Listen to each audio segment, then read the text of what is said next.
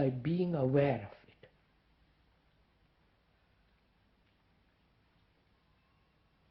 We come back to the original question.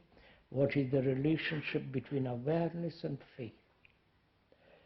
There is no relationship whatsoever between awareness and faith.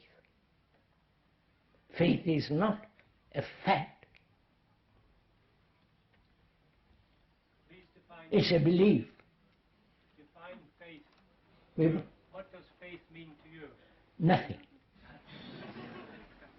Please don't bother about it.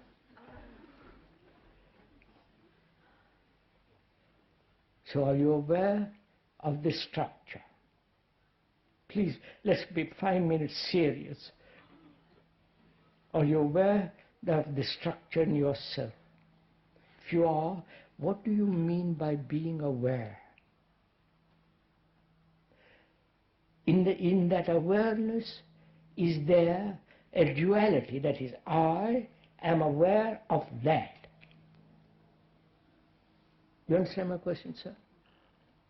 Yeah. I am aware of that light. That light is different from me. Now, am I in that same position when I say I am aware of the structure? The structure is being different from me. Or the structure is me. It's a very uncomfortable feeling to feel. No, it is not a question of comfort or discomfort. Please move away from those things. Please forgive me, you're just going back to something. Which is, am I aware as though the structure was something separate from me, away over there or near, and I, who am aware, is different from that? Or I am that. You understand? Obviously. Right? I am that. That is, the observer is the observed. Right? It's a question if that's true or not. No, question it, sir. Don't hesitate. See, it's so simple. I have built up this structure. The structure has been built.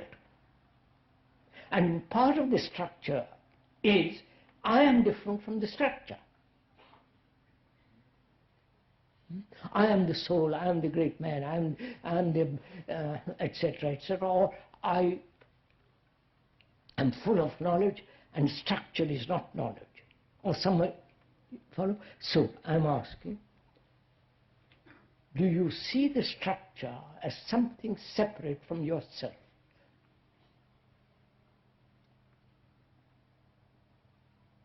No. If you really say no, that means, what does it mean? You are enlightened. No, just it's really for half an hour, please put your minds to this, I beg of you. Are you different from your aggression? Obviously you're not. You are aggressive. It's part of you. We alone can change it. What? That we alone can change it. No. Who is we? I mean, we ourselves, that we can change. If that was just my aggression, I wouldn't know about my aggression. Beg your pardon? If that was just my aggression, I wouldn't know about my aggression. Oh yes, you would. How? Your friends would tell you, don't be so aggressive.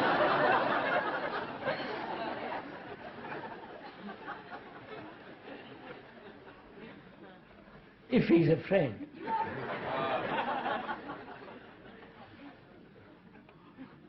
You asked us to look into ourselves, but that surely implies... No, madam, I'm asking this. Please listen to it, if I may suggest. I'm asking you, how do you observe this structure? You can observe the building, see it away from you, but this structure, you can't separate it. Say that is not me, it is you. your fears, your quarrels, your ambitions, your aggressiveness, your anxieties, all that structure is you. There's no argument about it.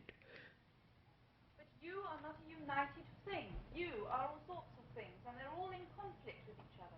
That's what if you take beside one part of you, you can observe other parts. No. The observer is part of the observed. Yes, but you couldn't observe yourself in totality if you were... Oh yes, not I can united. observe, I can say I am fear. Next day I say I am pleasure. Third day I say, oh, I am so jealous. But it's part of the whole thing.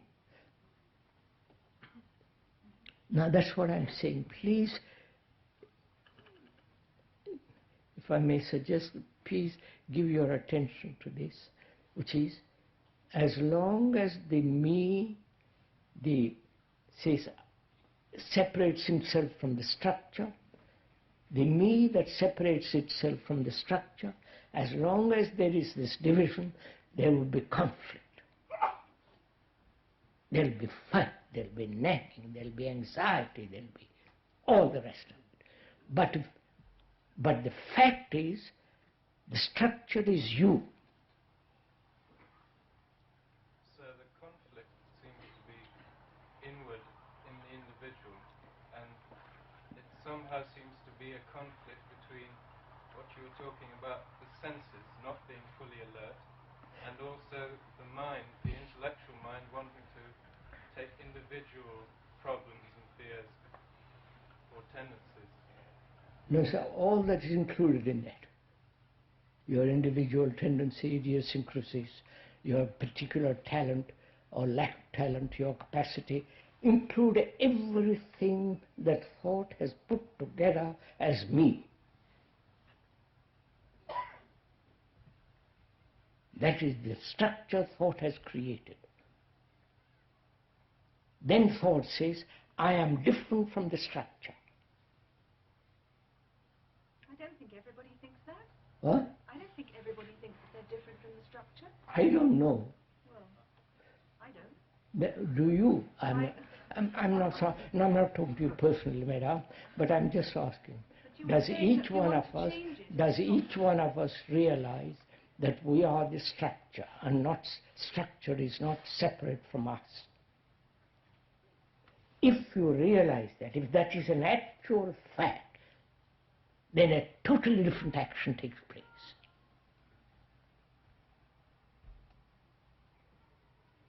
Are you saying that the part of us, the part of us that's made up of our belief is our outer shell, and that in order to grow and evolve, we have to break through something, and so we create something around it. I'm not saying anything of that kind. I'm just saying, sir, don't translate what I'm saying to your own. You know, when I speak in India, which I do unfortunately or fortunately, they translate what I say into their own particular language. And most of the languages in India are derived from Sanskrit. And the words they use are loaded with tradition. All kinds of meanings. I say, please, don't translate what I'm saying, just listen to what I'm saying. Which is very difficult because they immediately translate it. They think, by translating, they think they've understood. They've understood the traditional meaning, say for instance, of awareness. They've got a special Sanskrit word for it, which includes, in that word there's all kinds of connotations in that word. So please, I'm just saying, as long as there is a difference between the structure and the observer, there must be suppression, there must be conflict, there must be escape, there must be going off to India to find how to do this and how to do that. Meditate, surely, not cooking. And so on, so on, so on.